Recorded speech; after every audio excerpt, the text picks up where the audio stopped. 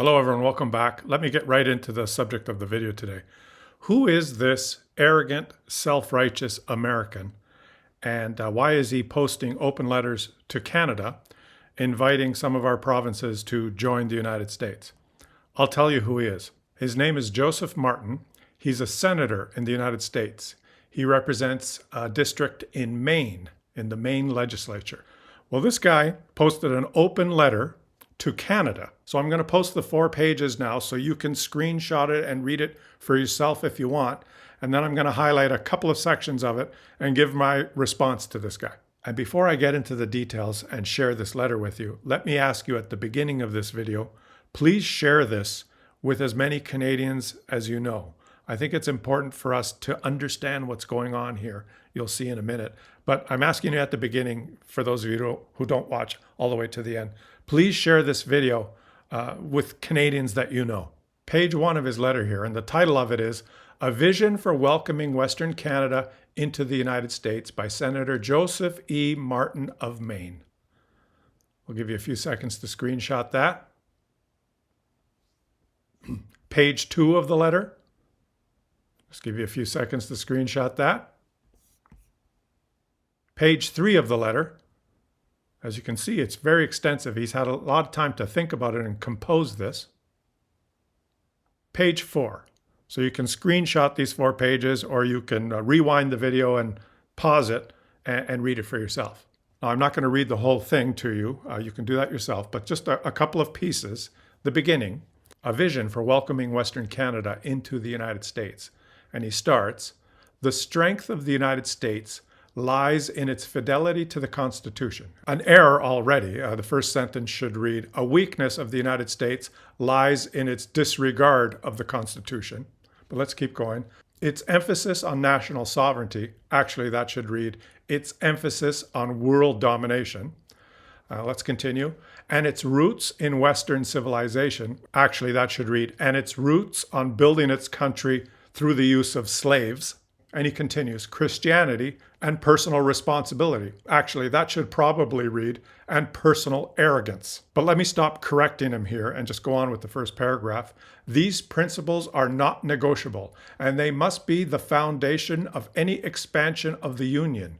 If the Canadian provinces of British Columbia, Alberta, Saskatchewan, and Manitoba were to seek admission into the United States, it must be as full American states, not provinces with conditions or dual allegiance. They would come into the fold by the consent of their people and the invitation of a constitutional guided republic. There would be no hybrid governance, no special cultural carve-outs, and certainly no Canadian political baggage. Now you can see where this is going, but let me read you one more piece before I comment. Below me here on page 1, the Bill of Rights, real freedom, not bureaucratic permission. For too long, Canadian citizens have been subjected to an illusion of freedom, administered through bureaucratic means. The Canadian Charter of Rights and Freedoms, while lofty in rhetoric, provides no absolute protection. It is entirely subject to be overridden through legislative action and court interpretation. In contrast, the U.S., and continuing on page 2 above me here, in contrast, the U.S. Bill of Rights recognizes liberties as inalienable. They are not permissions granted by the government, but protections against the government itself. What he fails to mention here is that they have a president now who can remove those inalienable rights with a stroke of a pen. What he also fails to mention is what we've observed in American history, how those inalienable liberties can just be snatched away by the government. Think back to the beginning of World War II, when some 50,000 American citizens who happened to have ancestry in Japan were rounded up and put in prison camps. Think about what's happening in the present day in the United States, where you could be walking down the street and some people wearing masks can come up to you and not show ID and maybe mistake you for someone else, snatch you up, put you in a truck, drive you to a warehouse, put you in a prison camp, and deport you to a country that you've never been to. I guess those people don't have inalienable rights. Okay? Let me read you a piece of the end of this letter. Liberty requires borders and commitment. And I'll read you the last 2 paragraphs. If the people of British Columbia, Alberta, Saskatchewan, and Manitoba are ready to stand beside us, not as neighbors or trading partners, but as citizens, then let us raise the flag, sign the compacts, and welcome them into a family worth defending. But let there be no illusion. To join this union is to leave behind another. You cannot serve two flags. You cannot straddle two systems. And the arrogance in this last paragraph is just off the charts. In this vision, we offer not just roads, markets, or security. We offer something rare, the chance to become part of the last best hope on earth. A nation under God, conceived in liberty, and dedicated to the proposition that all men, not women, just men, are created equal. Notice the words he chose. All men are created equal, not women. I guess women aren't created equal. And when he says all men are created equal, well, maybe he doesn't mean all of them. Maybe not the brown ones. Maybe not the ones with lots of tattoos. Maybe not the gay ones. Maybe not the ones who are queer or trans. Maybe they're not created equal. You pompous piece of shit. And he concludes by saying, this is the invitation.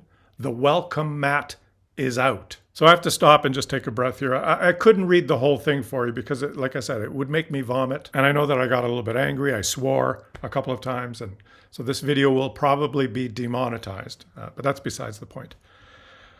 Now, what does this mean?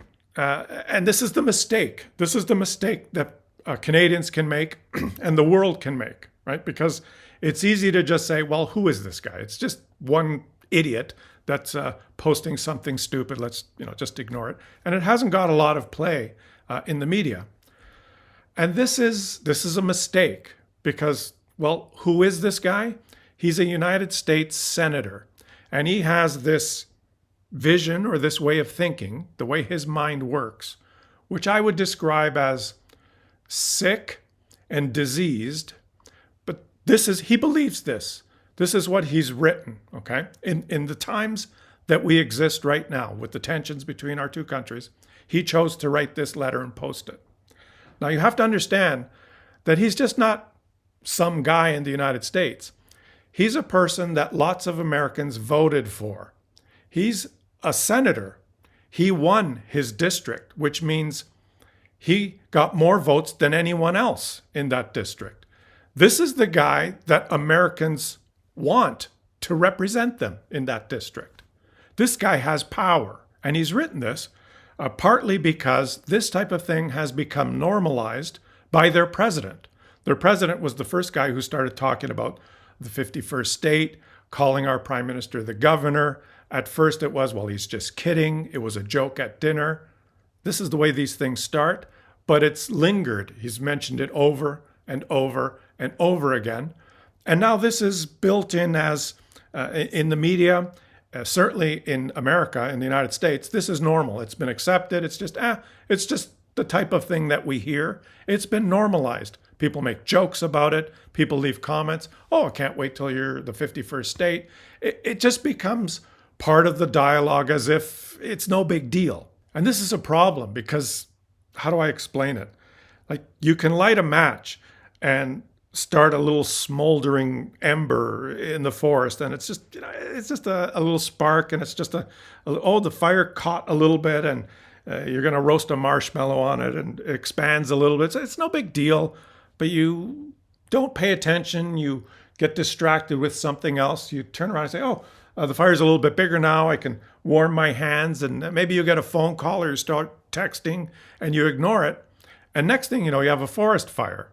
And that forest fire can grow and it can expand. And next thing you know, the air is filled with smoke and it's toxic and it gets out of control. And that's how these things start. And my message here, first of all, I told you I would give my response to this guy. And I know that there was a member of parliament in British Columbia that responded to this letter and posted it on Facebook. And I'm not going to go through that. And he gave a very lengthy response, another 3 or 4 page response. Canada's position saying no thanks, very respectful response. And I have to point out that I think that's the wrong way to go about it.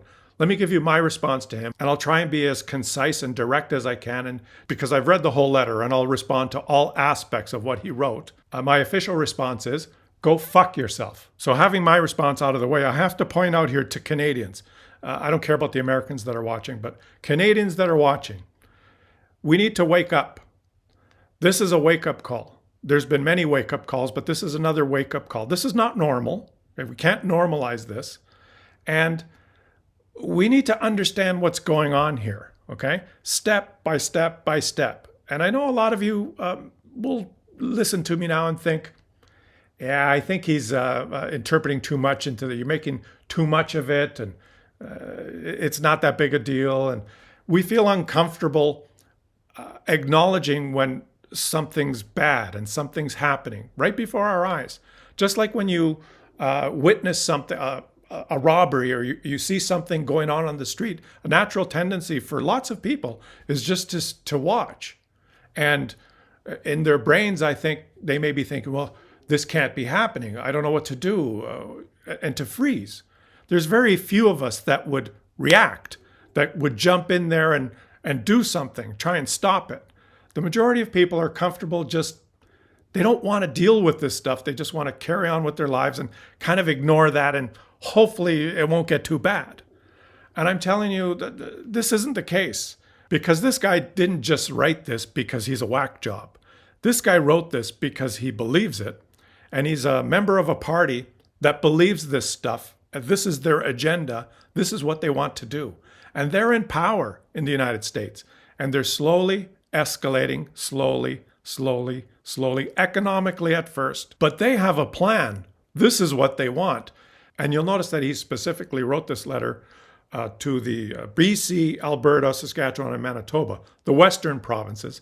He's a senator in Maine, way on the eastern side of the United States. Why has he written this letter to the western provinces?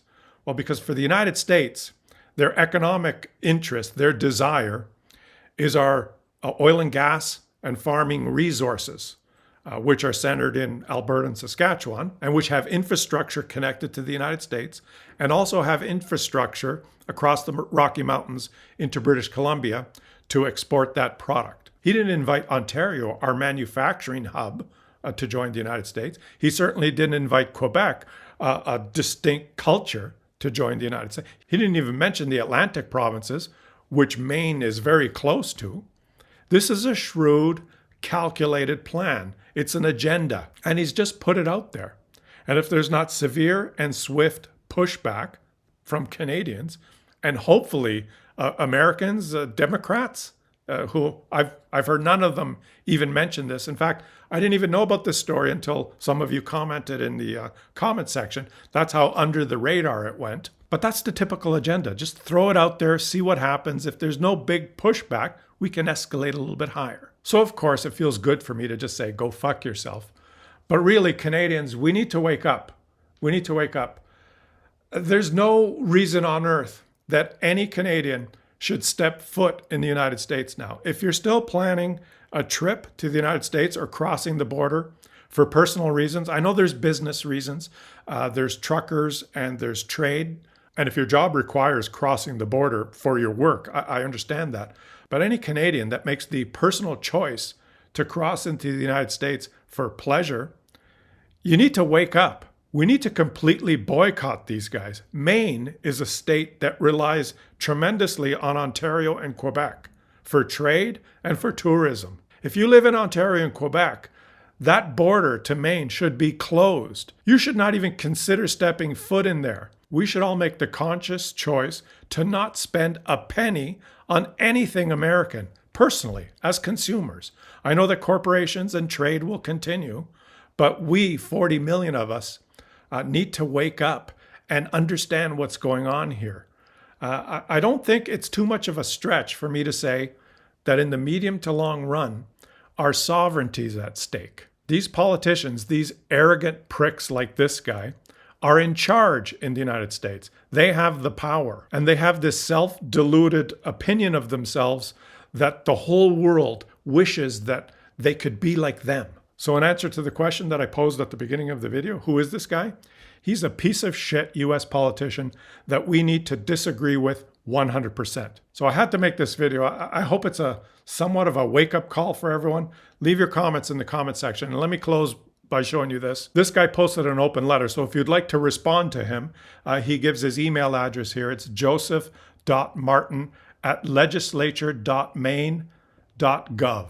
Also on his government profile, he provides his office number, 207-287-1505, or his cell number, 207-500-1220. If you'd like to respond to his open letter, he shares a lot of his contact details to facilitate that. Thanks for watching my video, everyone. And let me ask you all again, in this particular case, please share this video to any Canadian that you know, because I think it's best to expose this stuff for what it really is than to just hide from it and pretend that it's not going on. Share the video, I ask you, so that more Canadians can understand what's actually happening. Thanks for watching, and I'll catch you all on the next one.